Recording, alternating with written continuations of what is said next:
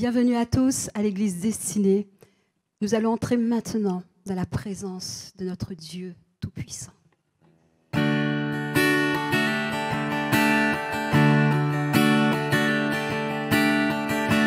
étais là dès la création, Fils unique du Dieu très haut.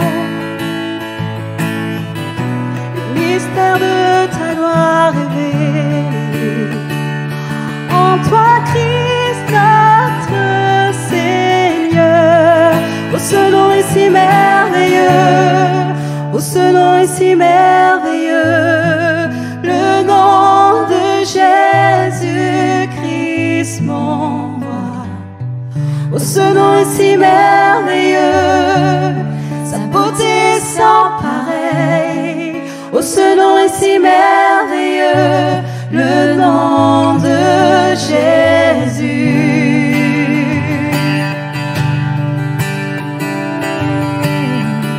Tu n'as pas voulu les suspendre, alors Jésus, tu es venu. Ton amour a vaincu mon péché, plus rien ne peut nous séparer. Oh, ce nom est si glorieux, oh, ce nom est si glorieux, le nom de Jésus-Christ mon roi. Oh, ce nom est si glorieux, sa beauté sans pareil. Oh, ce nom est si glorieux, le nom de Jésus. Oh, ce nom est si glorieux, le nom de Jésus.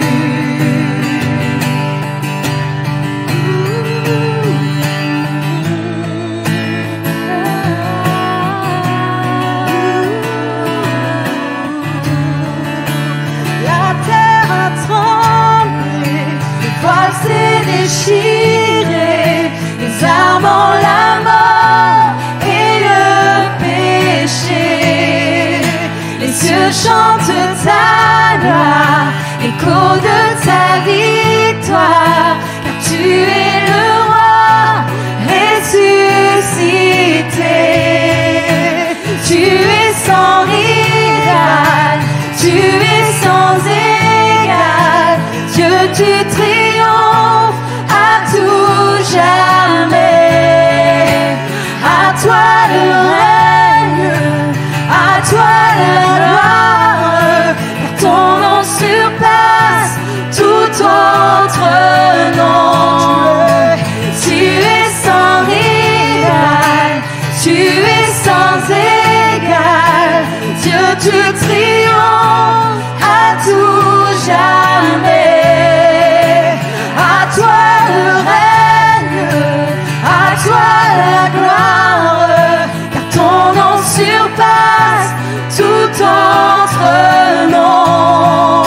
Ce nom est victorieux, oh, ce nom est victorieux, le nom de Jésus-Christ mon roi. Oh, ce nom est victorieux, sa puissance est sans pareil. Oh, ce nom est victorieux, le nom de Jésus. Oh, ce nom est victorieux, oh, ce nom est victorieux, le nom de Jésus-Christ mon roi. Oh, ce nom est victorieux, sa puissance est sans pareil. Oh, ce nom est victorieux, le nom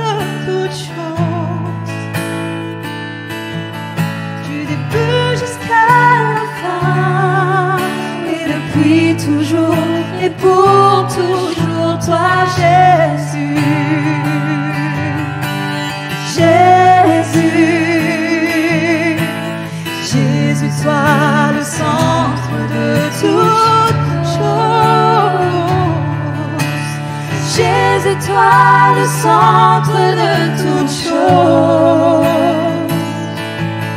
du début jusqu'à la fin, et depuis toujours et pour toujours, toi Jésus. Jésus, rien ne compte autant. Non, rien n'est plus important. Jésus, sois le centre, Jésus. Toutes choses existent par toi, oh Jésus.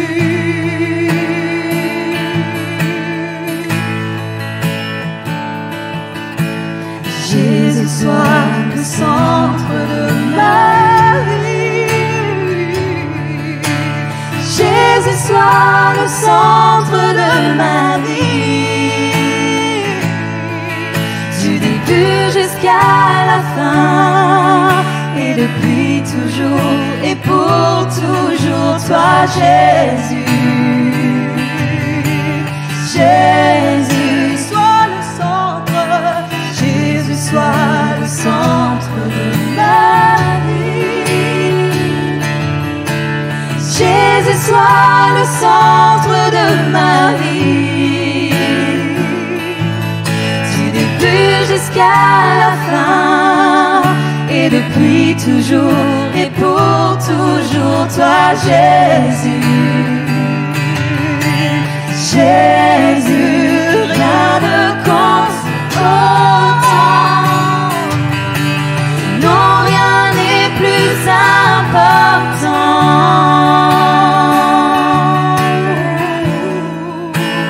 Sois le centre, Jésus. Toutes choses existent par toi, oh Jésus.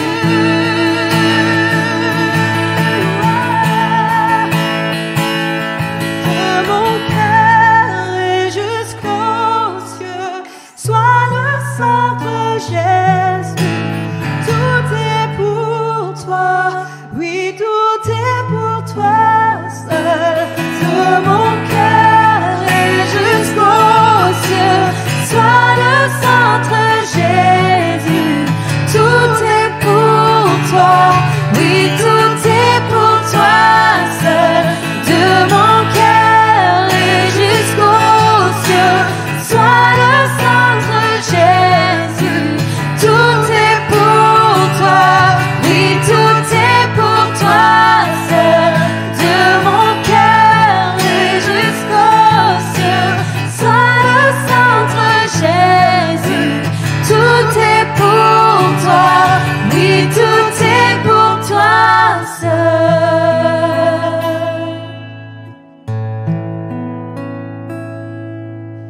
Jésus, sois le centre de ma vie. Jésus, sois le centre de ma vie. Du début jusqu'à la fin, et depuis toujours et pour toujours, toi Jésus. Jésus.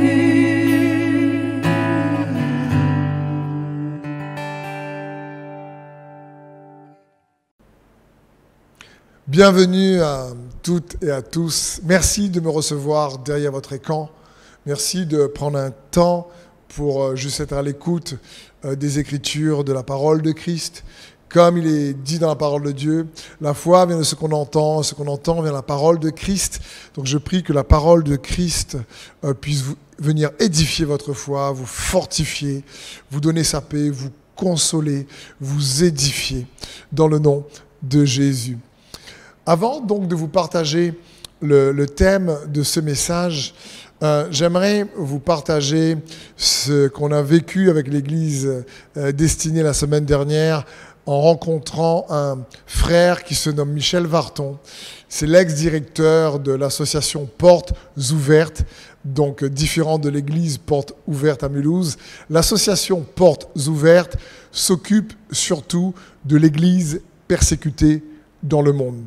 Et ce précieux frère, donc Michel Varton, est venu à l'église nous partager quelques témoignages et nous partager ce que l'église avec un grand E, persécutée dans différents pays dans le monde aujourd'hui, vivait, rencontrait.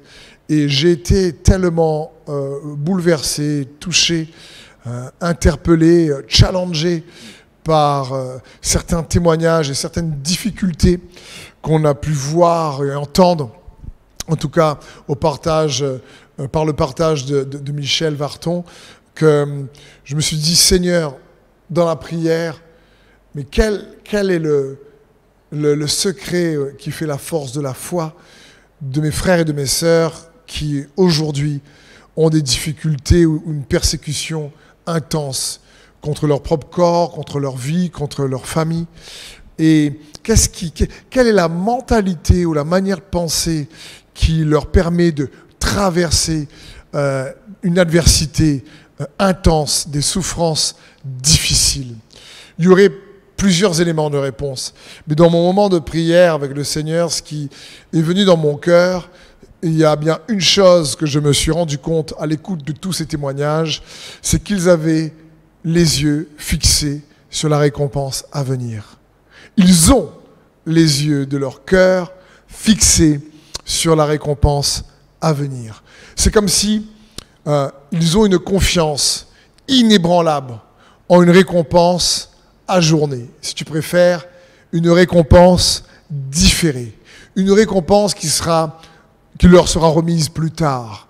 Et ça, c'est une qualité que nous devons tous, en tant qu'enfants de Dieu, nous approprier.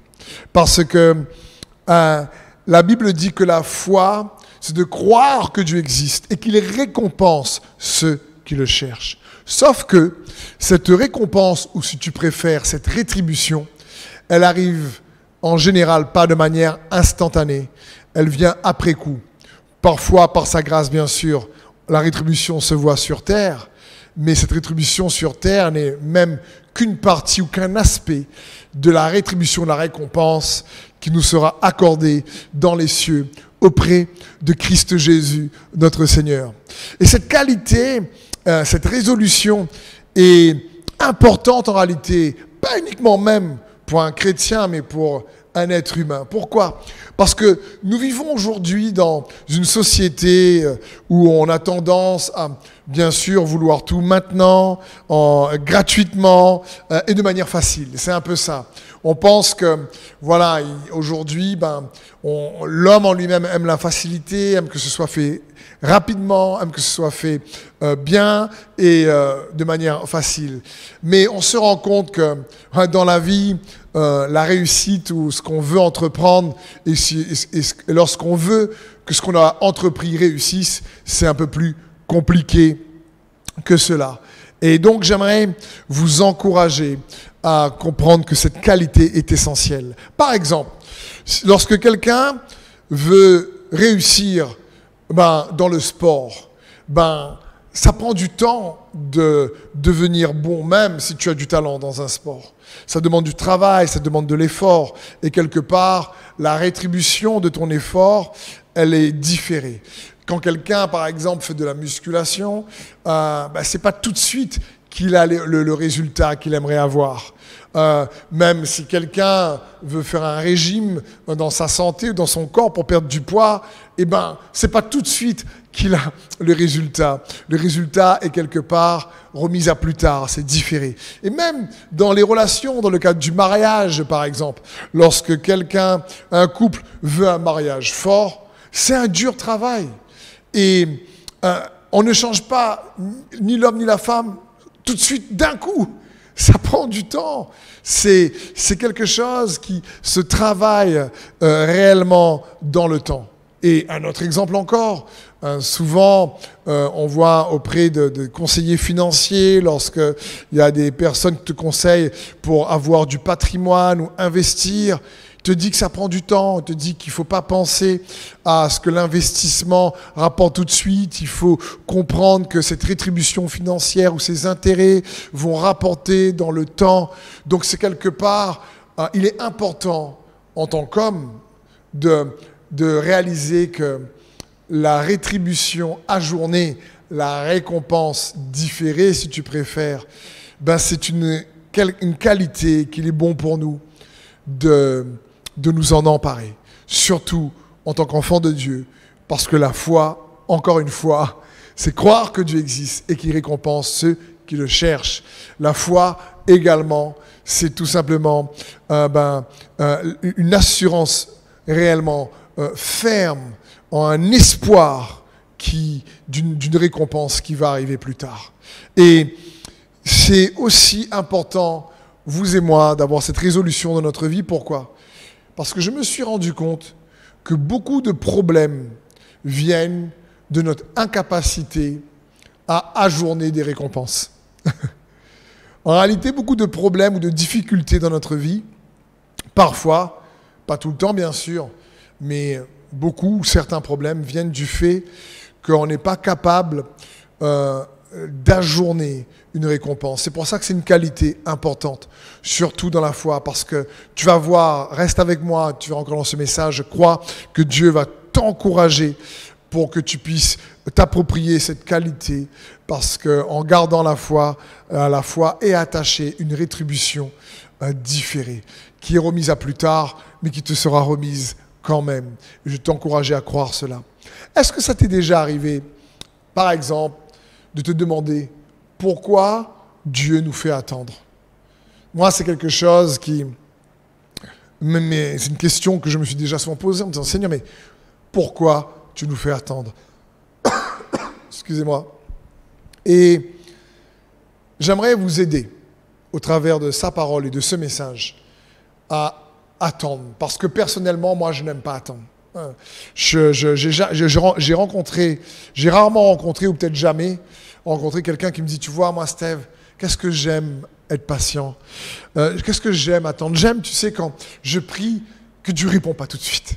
J'aime quand je prie que rien ne change tout de suite. Non, en général, on a envie, quand on prie, que les choses changent. On a envie, quand on prie, qu'on est dans l'adversité, l'épreuve, que rapidement, il y ait quelque chose qui se passe.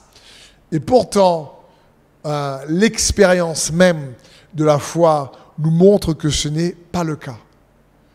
Mais malgré tout, il y a de la puissance dans la patience. La patience produit des intérêts pour toi et pour moi. Et j'aimerais qu'on puisse voir ensemble l'exemple de Moïse. Dans Hébreux 11, au verset 24, la Bible dit « Par la foi, Moïse, devenu adulte, a refusé d'être reconnu comme le fils de la fille du Pharaon. Il a choisi de prendre part aux souffrances du peuple de Dieu plutôt que de jouir momentanément d'une vie dans le péché. Car il estimait subir l'humiliation que le Christ devait connaître, que cela constituait une richesse bien supérieure au trésor de l'Égypte. Il avait, en effet, les yeux fixés sur la récompense à venir. Waouh! C'est le thème de ce message. Les yeux fixés sur la récompense à venir. Voilà ce qui a fait la force de cet homme de Dieu incroyable, Moïse. Lui qui était destiné à être le prochain Pharaon, prince en Égypte. La Bible dit non. Il a choisi de ne pas porter ses regards, ou pas jouir momentanément d'une vie dans le péché, nous dit la parole de Dieu, parce qu'il avait les yeux fixés sur la récompense à venir. Comprenons bien, mon frère et ma sœur, la foi, c'est aussi une assurance des choses qu'on espère, une démonstration des choses qu'on ne voit pas. Une ferme assurance des choses qu'on espère, une démonstration de celles qu'on ne voit pas.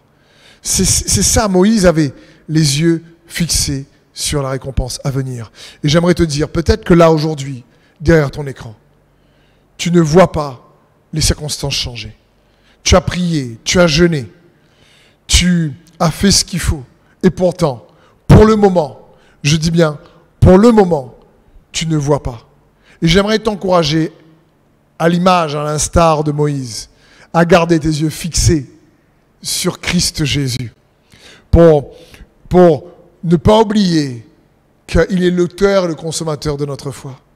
Mais qu'il y a une récompense à venir. C'est une clé puissante que pour toi et moi. Moïse avait compris que ce qui nous paraît, nous aujourd'hui, important, maintenant, est souvent juste temporaire, n'a pas une valeur éternelle. Parfois, on s'inquiète pour beaucoup de choses et on doit vivre, c'est normal. Mais malgré tout, elles n'ont pas une valeur temporaire. Moïse avait compris, par exemple, à l'époque, que la popularité ou le statut d'être prince en Égypte, c'était quand même quelque chose. Allait rien lui servir au ciel, n'allait pas lui servir au ciel. Et parfois, nous, surtout dans une époque comme le nôtre, on pense que le succès, c'est la popularité humaine. Tant mieux si tu es populaire et que ça t'aide. Mais tu peux être populaire sur terre et être inconnu dans le ciel. Alors qu'il y a des gens qui sont inconnus sur terre et qui sont connus de Dieu, populaires des anges. Il est bon pour nous de nous rappeler qu'il ne faut pas nous tromper de priorité. Et avoir les yeux fixés sur la récompense à venir, nous amène à nous rappeler que les choses d'en haut sont les choses qui sont éternelles. La parole de Dieu dit clairement que les choses visibles sont temporaires, mais que les choses invisibles sont éternelles. C'est l'apôtre Paul qui parle de cela. Il dira les légères afflictions du moment présent. Et ces légères afflictions sont dures. Produisent en nous un poids éternel de gloire. Car nous ne regardons pas aux choses visibles, mais nous regardons aux choses invisibles. Car les choses visibles sont temporaires, mais les choses invisibles sont éternelles. Et c'est ce que Moïse, il regardait la récompense à venir. C'est ce que l'apôtre Paul, ce qui a fait sa force. Moïse regardait tellement aux choses à venir qu'il va dire dans le psaume 90, 12, il va dire à Dieu, c'est la prière de Moïse, c'est un psaume que Moïse ici a écrit, il dit à Dieu, à l'Éternel, enseigne-nous à bien compter nos jours, afin que notre cœur parvienne à la sagesse. Ici, Moïse ne dit pas que je puisse compter mes jours de ma naissance, en réalité à aujourd'hui, pour fêter son anniversaire à chaque fois. Il est en train de dire en réalité que je puisse aujourd'hui rester conscient qu'il y a un jour où je vais être auprès de toi et que l'éternité est bien plus long que le temps présent, afin que je ne puisse pas me tromper de valeur entre ce qui se passe sur terre et ce qui se passe aux cieux, dans les cieux. Et c'est bon pour nous de comprendre ça. Ça nous rend en réalité aussi patients dans l'épreuve. La Bible dira même de Moïse dans Nombre 12 au verset 3, « Or, Moïse était un homme fort patient, plus qu'aucun homme sur la face de la terre. » Waouh! Parce qu'il demandait à Dieu de lui rappeler cela. Moïse a vécu 40 ans en Égypte et il a passé 40 ans dans le désert avant de passer 40 ans avec le peuple de Dieu et l'emmener vers la terre, le délivrer de l'Égypte et l'emmener dans la terre promise. Pourquoi? Parce que la parole de Dieu nous encourage lorsqu'on regarde aux récompenses à venir, lorsqu'on regarde à Christ, à la réalité d'en haut, à la réalité de la foi. Alors, la parole de Dieu nous encourage et nous exhorte dans Colossiens 3:2 à nous affectionner aux choses d'en haut et non à celles qui sont sur la terre.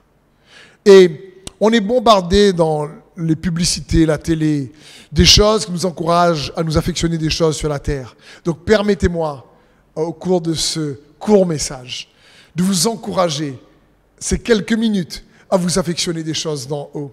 Parce que les choses d'en haut demeurent et les choses sur la terre ne sont que passagères. Comme Moïse qui regardait à la récompense à venir, comme Paul qui regardait aux choses invisibles.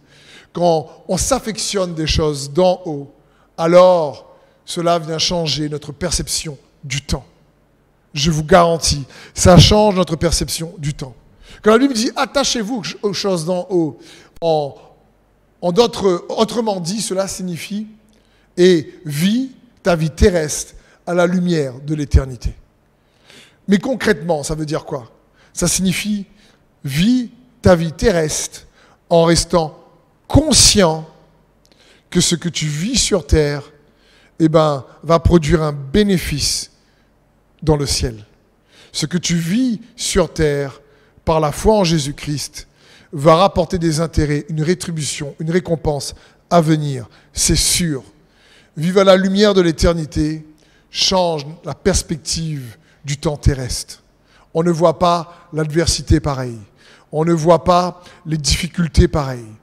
Et c'est quelque chose qui nous aide à traverser les épreuves et l'adversité. Et on sait qu'en Jésus-Christ, nous, frères et sœurs, ou toi peut-être qui me regardes pour la première fois, en Jésus-Christ, nous avons la vie éternelle parce que Jésus est ressuscité. Il est mort, ressuscité. Il est mort pour pardonner nos péchés et ressuscité pour notre justification. Et nous avons reçu le Saint-Esprit pour nous donner un avant-goût de cette vie de résurrection comme un acompte des biens à venir. Cette vie riche en paix, riche en joie, même dans cette terre. C'est comme si nous réalisons que lorsqu'on s'affectionne des choses d'en haut, c'est-à-dire qu'on reste conscient de la récompense à venir par la foi en Jésus-Christ qui nous est réservée à chacun d'entre nous, on réalise que, notre perspective du temps des circonstances va changer parce qu'on reste conscient de l'éternité. Toujours. D'ailleurs, la maturité spirituelle, grandir spirituellement dans la foi, implique réellement la patience, va nous inciter à patienter plus. Je me souviens, un de ces films que j'apprécie, c'est Gladiator. Et au début du film, à un moment donné, le général Maximus va dire à ses troupes, pour les donner du courage dans le combat, il va leur dire, écoutez, mais pensez à l'au-delà, pensez à ce que vous faites sur terre, aura un écho dans l'éternité. Voilà ce qu'il a dit à un moment donné. Et il disait ça pour qu'il meure sur le champ de bataille en combattant l'ennemi. Mais Christ, lui, est le chemin, la vérité et la vie. La vérité de Christ est la substance même que nous expérimentons sur terre pour nous aider à traverser les difficultés. Donc, mon frère et ma sœur, j'aimerais t'encourager à fixer tes yeux sur la récompense à venir. Et cela va t'aider à non seulement patienter, mais va t'aider à voir les circonstances et le temps qui parfois est long. Parce que personnellement, je n'aime pas non plus patienter. Et comme toi, j'aimerais que les choses changent. Mais quand j'ai entendu les témoignages de Michel Varton et de ses frères et sœurs traverser une persécution intense, je crois plus que jamais que la foi en les récompenses à venir, parce que la foi, c'est croire que Dieu existe et qu'il récompense ceux qui le cherchent, nous aide et nous stimule et nous fortifie. Que ce soit les récompenses qu'on expérimente sur terre plus tard ou dans les cieux. Et ça nous aide à patienter. Et d'ailleurs, la patience produit en nous une transformation. Comme le dit l'apôtre Jacques dans Jacques 1,3, sachant que l'épreuve de votre foi produit la patience. Mais il faut que la patience accomplisse parfaitement son œuvre, afin que vous soyez parfaits et accomplis sans faillir en rien. Mon frère et ma sœur, il y a quelque chose qui se passe lorsqu'on patiente en disant « je sais qu'il va intervenir ». J'aime dire « je ne sais pas quand, je ne sais pas comment, mais je sais qui me délivrera. Jésus le Christ, mon Seigneur. Je ne sais pas quand, je ne sais pas comment, mais je sais qui. Je ne sais pas quand, je ne sais pas comment, mais je sais qui. Jésus le Christ. » Si tu es d'accord avec moi, dis Amen dans le chat. Je sais qui. Je ne sais pas quand, mais je sais qui. Je ne sais pas comment, mais je sais qui. Ce que je veux t'encourager également, c'est lorsqu'on fixe les yeux sur la récompense à venir, alors on préserve notre appétit spirituel. On préserve notre soif et notre faim de Dieu. Parce que j'ai remarqué une chose, c'est que les souffrances, les déceptions, les trahisons, les difficultés qui n'exemptent personne dans cette vie, les tempêtes que nous traversons, notamment en tant qu'enfants de Dieu, en tant que chrétiens, si nous perdons les yeux sur la récompense à venir, si nous oublions cela, si nous ne restons pas assez conscients, alors vous savez quoi? On va perdre notre appétit et notre faim de Dieu et des choses d'en haut. Et on va inconsciemment commencer à avoir plus d'appétit pour les choses sur terre. Encore une fois, ça ne veut pas dire qu'il ne faut pas avoir d'appétit sur les choses sur terre. D'ailleurs, moi j'aime bien manger, j'aime bien les choses bonnes, qu'on mange bien. Sur terre, c'est top. Mais il y a un appétit spirituel qui prévaut. Il y a un appétit spirituel, une faim, une soif de Christ. Parce que je peux manger un bon steak, mais ça ne me donne pas la paix pour autant. Ou je peux manger de bons légumes si tu es végétarien, mais ça ne donne pas la paix pour autant. Mais Christ nous donne la paix. La Bible dira dans Matthieu 5, 6, et c'est Jésus qui parle, il dira « Heureux ceux qui ont faim et soif de la justice, car ils seront rassasiés. » Quand tu fixes tes yeux sur la récompense à venir, tu préserves, ou si tu préfères, tu protèges ta faim et ta soif de Christ et de sa justice. Parce que tu sais que la récompense à venir est en chemin. La Bible dit dans Romains 12, 11, « Ayez du zèle et non de la paresse. Soyez fervents d'esprit, zélés. Servez le Seigneur. Réjouissez-vous en espérance. Soyez patients dans l'affliction. Persévérez dans la prière. » Soyez patients dans l'affliction. La Bible dit ici, ayez du zèle. Il parle aux frères et sœurs qui sont dans l'épreuve. Il dit, mais ayez du zèle, soyez fervents pour servir le Seigneur. Parce que les épreuves, souvent, nous renlassent et découragent les gens de servir le Seigneur, de servir à l'église, en disant, écoute, je ferai différemment. Mais ici, l'apôtre Paul dira, mais soyez fervents. Réjouissez-vous en espérance. Quand tu n'arrives pas à te réjouir, parce que tu ne le vois pas dans les circonstances. Et il te dit, soyez patients dans l'affliction, dans l'épreuve. Pour cela, persévérez dans la prière. Vous savez, c'est ce que Jésus a fait. Jésus, il était incroyable. Les disciples le suivaient. Et Jésus réussissait tout ce qu'il faisait. Jésus réussissait. Il priait pour que la mer se calme, la mer se calmait. Il parlait à la tempête et la tempête se calmait. Il ressuscite les morts. Il guérit les malades. Il guérit les lépreux. Il fait marcher les paralytiques. Jésus, lorsqu'il parlait, c'était instantané. Les disciples étaient époustouflés. Ils se disaient, mais waouh, mais c'est juste incroyable. Mais il est arrivé un moment, dans le ministère de Christ Jésus lui-même, où il est dans le jardin de Gethsémané, qui signifie pressoir à huile. Et là, il est pressé par les circonstances. Il doit faire face à ce pourquoi il est né. L'agneau qui a été immolé avant la fondation du monde, aujourd'hui fait face à son destin, à sa destinée. Il va et il doit aller sur la croix. Il sait qu'il doit souffrir, alors il prie. Une situation intense qui implique une prière intense. À un tel point que dans l'évangile de Luc, la Bible dit qu'il avait comme des grumeaux de sang. Et Jésus prie. Et il compte sur ses disciples qui dorment. Et là, il est seul face à la bataille. Parce que oui, comme Jésus, toi et moi, parfois, dans des combats intenses que nous rencontrons, on a besoin de soutien. Mais là, Jésus n'a pas. Parce qu'il y a des combats qu'on doit remporter nous-mêmes. Il y a des choix qu'il n'y a que nous et nous-mêmes qui nous devons faire face, malgré la bonne volonté des amis qui nous entourent. Et Jésus prie intensément et puis il dit, Père, éloigne cette coupe de moi. Non pas ma volonté, mais ta volonté. Et c'est intense dans ce combat. Et Jésus a reçu une réponse à ce moment-là dans la prière, lorsqu'il se lève et il voit à nouveau les disciples en train de dormir. Et il dit, c'est bon, levons-nous. Ils vont arriver. La volonté du Père n'avait pas changé. Le Père n'a pas changé. Il a gardé le fait qu'il devait aller à la croix et Jésus l'accepte pleinement. Mais qu'est-ce qui a fait la force? Qu'est-ce qui a donné la capacité à Jésus de pouvoir traverser cette souffrance, cette difficulté? On le voit dans Hébreux 12, au verset 2. La Bible dit, « Ayant les regards sur Jésus, le chef et le consommateur de la foi, qui en vue de la joie qui lui était réservée, a souffert la croix, méprisé l'ignominie, et s'est assis à la droite du trône de Dieu. Considérez, ça parle pour toi et moi, en effet, celui qui a supporté contre sa personne une telle opposition de la part des pécheurs, afin que vous ne vous lassiez point l'âme découragée. » Voilà la clé.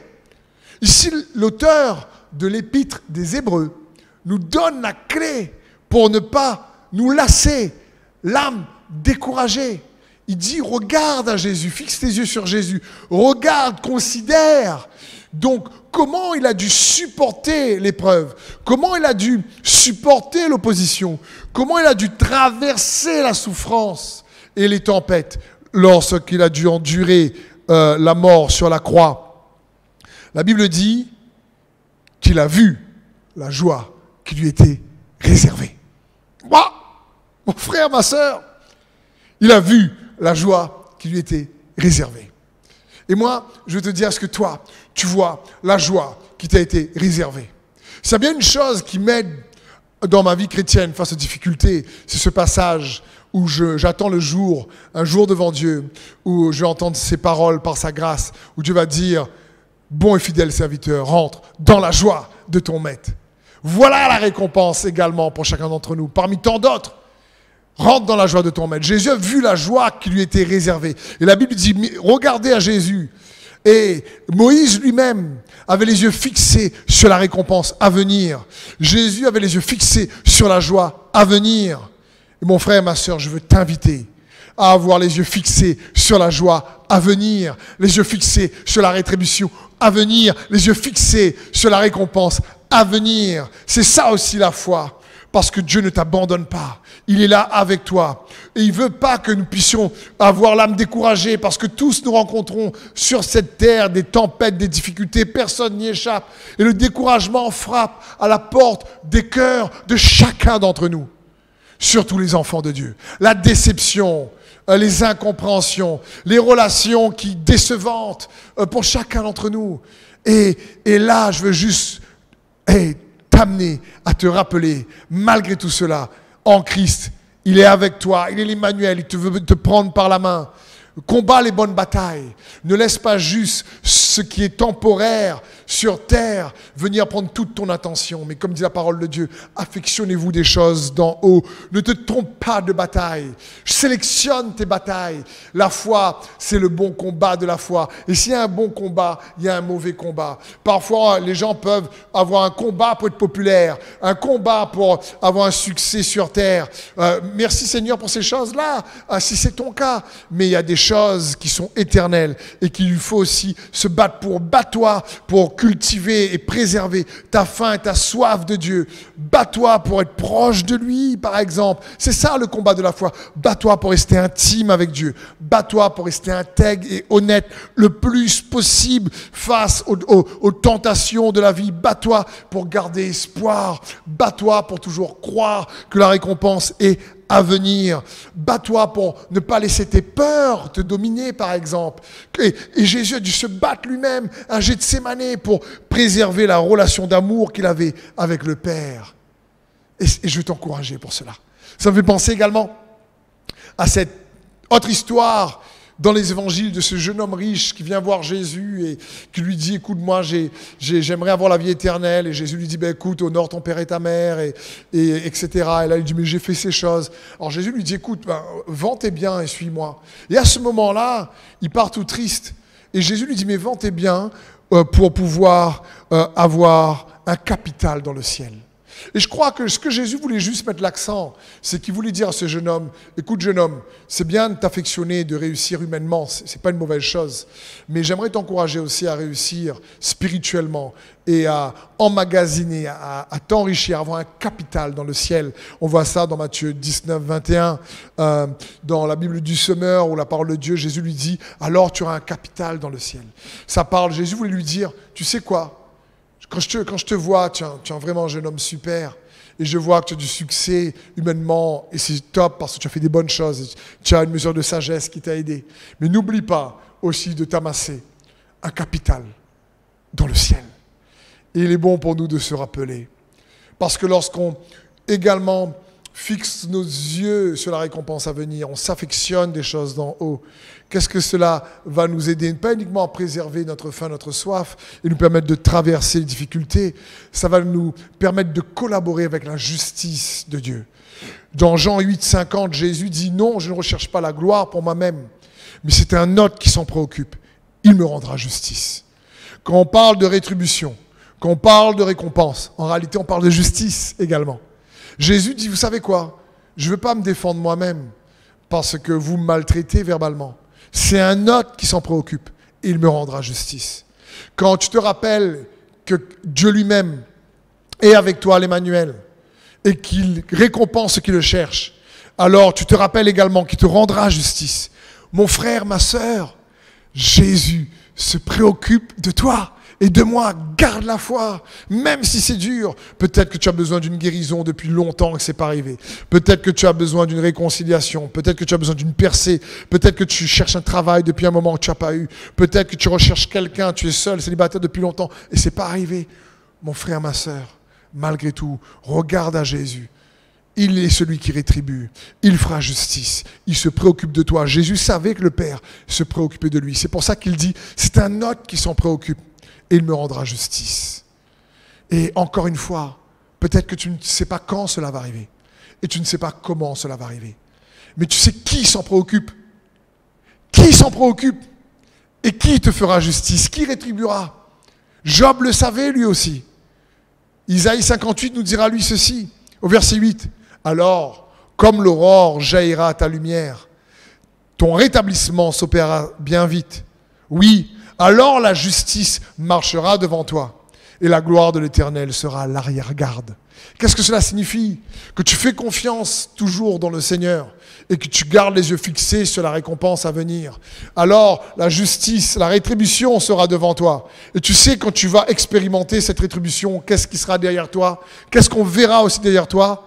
La main de Dieu, la gloire de Dieu. Cette rétribution sera teintée de l'empreinte de son intervention. Cette rétribution sera teintée de l'empreinte de sa gloire. Les gens diront, waouh, on voit que cette récompense n'est pas le fruit de tes efforts, mais cette récompense, cette rétribution est le fruit de ta confiance dans le Seigneur. Parce que tu n'aurais pas pu recevoir ça tout seul. Tu n'aurais pas pu avoir ces portes-là tout seul. Tu n'aurais pas pu avoir peut-être ce travail par toi-même. Tu n'aurais pas pu avoir ce terrain, cette maison par toi-même. Tu n'aurais pas pu avoir cette guérison par toi-même, parce que la Bible dit, mais sa justice marchera devant toi et la gloire de l'Éternel sera à l'arrière-garde. Dieu, il sera devant, la rétribution devant et la gloire derrière. Mon frère et ma sœur, oui, quand tu fais confiance et tu fixes tes yeux sur la récompense à venir, alors tu te rappelles de ces choses.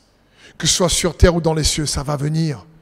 Dans le psaume 40, au verset 1, il est écrit, j'ai attendu patiemment l'Éternel et il s'est tourné vers moi.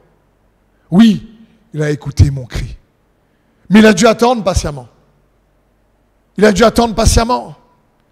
Et lorsque tu te rappelles et que tu restes conscient que le Seigneur va récompenser, va faire passer sa justice devant toi, alors tu demeures également toujours dans son amour pour toi. Tu te rappelles que même si tu ne comprends pas ce que tu traverses, tu es toujours aimé de Dieu.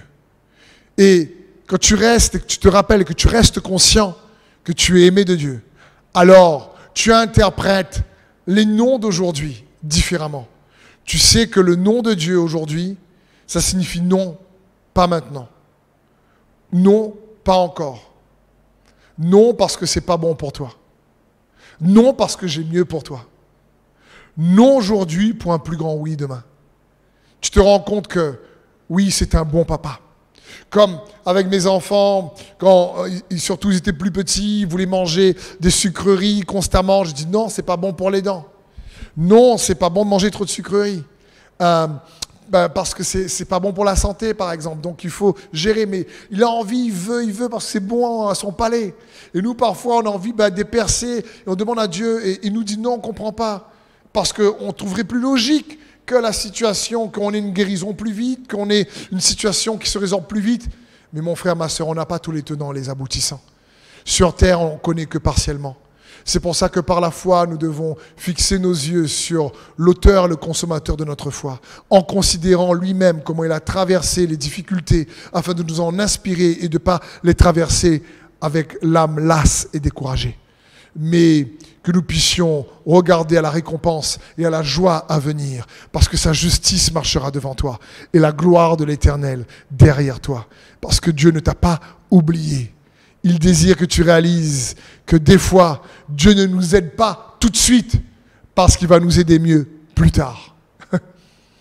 Dieu parfois ne nous aide pas tout de suite, parce qu'il va intervenir avec plus de gloire plus tard, Comme Lazare, lorsqu'il est mort, et que ses sœurs demandent à Jésus qui aimait Lazare, Marie et Marthe, dit mais ton ami Lazare, celui que tu aimes est mort. Et la Bible dit dans Jean 11 que Dieu aimait Marie, Marthe et Lazare. Et parce qu'il les aimait, il n'est pas venu tout de suite. Ma question c'est, est-ce que parfois le fait que Dieu n'intervient pas est en réalité une marque d'amour pour lui envers nous, alors que nous, on pourrait l'interpréter comme une marque de manque d'amour? Alors que la Bible dit, Dieu n'est pas venu tout de suite parce qu'il aimait Marie et Marthe. Et au lieu d'avoir une guérison, le fait qu'il a pris du temps et qu'il a décalé, ajourné, différé sa venue, il n'y a pas eu une guérison, il y a eu une résurrection. Il y avait une mesure de gloire plus grande. Et c'est ce que je déclare sur toi, derrière ton écran, sur vos vies. Peut-être que tu attends une intervention, quelle qu'elle soit, provision, guérison, quelle que soit la bénédiction. Mais j'aimerais te dire, si elle n'est pas arrivée maintenant, garde tes yeux fixés sur celui qui est l'auteur, le consommateur de ta foi, Jésus le Christ. Garde tes yeux fixés sur la récompense à venir, même si tu ne sais pas quand et comment, parce qu'il va rétribuer. Et son intervention sera plus riche en mesure de gloire pour toi, pour que les gens voient que Dieu est bien avec toi. Et cela rendra ton espérance encore plus solide et concrète. Parce que Dieu t'aime, mon frère et ma sœur. Ou toi qui me regardes, peut-être c'est la première fois derrière ton écran, fais confiance à Jésus. Il t'aime même si tu ne le connais peut-être pas encore. Et il n'est pas l'auteur de tes difficultés. Il n'est pas l'auteur de nos déboires. Mais il veut être l'auteur de tes victoires. Donc, je prie maintenant pour chaque personne qui regarde ce message. Et j'aimerais te dire, peut-être que tu as été jeté par terre par les difficultés de la vie. Peut-être que tu as l'impression d'avoir été bafoué, souillé, méprisé, maltraité. Peut-être que toi-même tu as commis des erreurs et tu n'as pas fait ce qu'il faut. Tu as dit aussi des choses méchantes à d'autres, ta propre famille, tes propres enfants, et qu'aujourd'hui tu t'en veux, ou tu as détruit par ton comportement toi-même des relations, ou d'autres l'ont fait envers toi. Je ne sais pas. Mais j'aimerais te donner cette image ou cet exemple qui, j'espère, va t'encourager à fixer tes regards sur Christ Jésus et fixer tes regards sur la récompense à venir en Jésus-Christ qu'il a pour toi. C'est que je regardais un documentaire à la télé, j'ai vu que quelqu'un avait retrouvé un objet d'or, comme une pièce d'or, dans de la boue, dans de la terre. Et c'était tellement sale et vieux que cela paraissait inutilisable. C'était vraiment pas joli au regard, c'est très abîmé. Et cet homme a récupéré cet objet en or et l'a nettoyé, mis sous de l'eau, a lustré, frotté, etc. Et cet objet est redevenu brillant, magnifique. Mais ma question c'est, penses-tu que la valeur de cet objet avait changé lorsqu'il était rempli de boue, sali par la boue, vétus, vieilli, usé? Pas du tout. Sa valeur était la même. Son aspect était différent. Alors peut-être que l'aspect de ton âme, à cause des difficultés, de l'attente et des choses qui n'arrivent pas aujourd'hui, est abîmé. Mais j'aimerais te dire, n'oublie pas que comme cette pièce, tu as toujours une valeur inestimable aux yeux de Dieu. La valeur du sang de Jésus-Christ qui a coulé pour toi. Et que si tu gardes tes yeux sur lui, tu gardes ta confiance, alors oui, sa justice marchera devant toi et sa gloire sera ton arrière-garde, parce que Jésus est l'auteur et le consommateur et le rémunérateur de notre foi. Il restitue, il rétribue, même lorsque je ne sais pas quand, même lorsque je ne sais pas comment. Je sais qui se préoccupe de moi et qui se préoccupe de toi, si tu crois en Jésus le Christ, notre Seigneur. Amen. Donc Père, je te prie, maintenant même pour chaque frère et sœur, quelles que soient les épreuves, quelle que soit l'adversité qu'ils traversent en ce moment même. Je te demande de les attirer vers toi encore plus, Saint-Esprit. C'est toi qui convaincs. Que ton esprit maintenant même d'amour, de conviction, de bonté, de justice envahisse mes frères et mes sœurs derrière leur écran et qu'ils puissent avoir à nouveau une foi revitalisée, revivifiée en toi Jésus, parce que notre victoire qui nous fait triompher du monde, c'est notre foi, nous dit ta parole. Dans le nom de Jésus, que ceux et celles qui ont besoin d'une guérison, que ceux et celles qui ont besoin de ton intervention divine puissent la recevoir. Maintenant, en ton nom, Jésus. Amen et Amen. Merci beaucoup d'avoir pris ce temps. Merci beaucoup de peut-être partager cette vidéo pour ceux et celles qui, vous savez, ça peut les édifier dans leur foi. J'essaye, en tout cas avec l'équipe aussi ici, que les messages soient utiles et pertinents dans la vie de chaque jour et nous aident aussi dans notre être intérieur à avancer. Je veux également remercier tous ceux et celles qui nous soutiennent pour vos offrandes et vos dons. Merci de nous soutenir.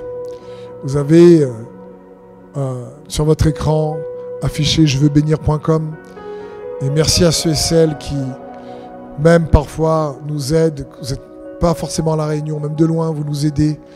Merci énormément. Je prie que nous puissions vous servir sa parole au mieux à chaque fois. Et en tant que serviteur de Dieu, ma mission première est de vous servir sa parole et que vous soyez nourris, édifiés, fortifiés par sa parole, qu'elle puisse vous procurer la paix de Jésus-Christ.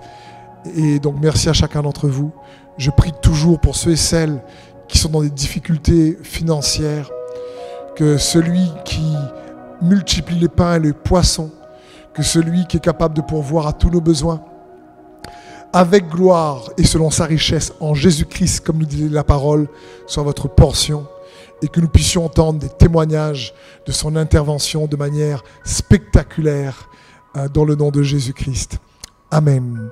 Soyez bénis et au plaisir à nouveau de se connecter ensemble.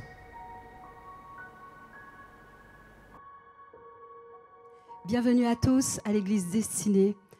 Nous allons entrer maintenant dans la présence de notre Dieu Tout-Puissant.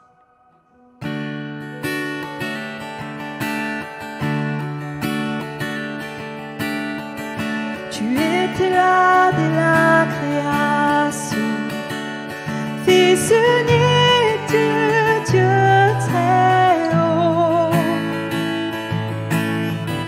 Le mystère de ta gloire révélé en toi, Christ notre Seigneur. Oh, ce nom est si merveilleux, oh, ce nom est si merveilleux, le nom de Jésus-Christ mon roi.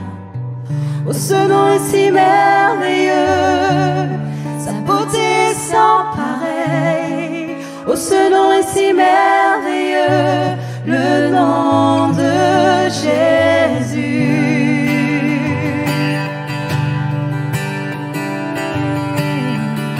Tu n'as pas voulu les sussembler, alors Jésus, tu es venu. Ton amour a vaincu mon péché, plus rien ne peut nous séparer. Oh, ce nom est si glorieux, oh, ce nom est si glorieux, le nom de Jésus-Christ mon roi. Oh, ce nom est si glorieux, sa beauté est sans pareil. Oh, ce nom est si glorieux, le nom de Jésus. Oh, ce nom est si glorieux, le nom de Jésus.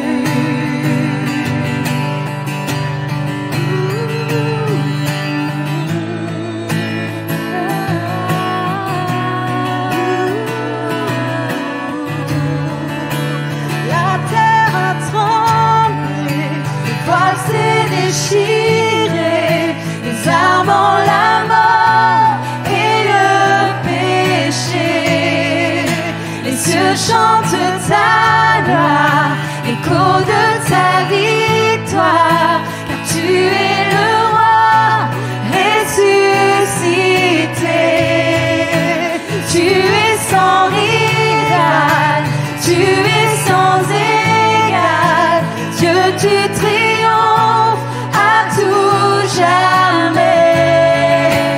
À toi le règne, à toi la gloire, car ton nom surpasse tout autre nom. Tu es sans rival, tu es sans égal, Dieu tu triomphes à tout jamais. À toi le règne, à toi la gloire, car ton nom surpasse tout autre nom. Ce nom est victorieux, oh, ce nom est victorieux, le nom de Jésus-Christ, mon roi. Oh, ce nom est victorieux, sa puissance est sans pareil. Oh, ce nom est victorieux, le nom de Jésus. Oh, ce nom est victorieux, oh, ce nom est victorieux, le nom de Jésus-Christ, mon roi. Oh, ce nom est victorieux, sa puissance est sans pareil. Oh, ce nom est victorieux, le nom de Jésus.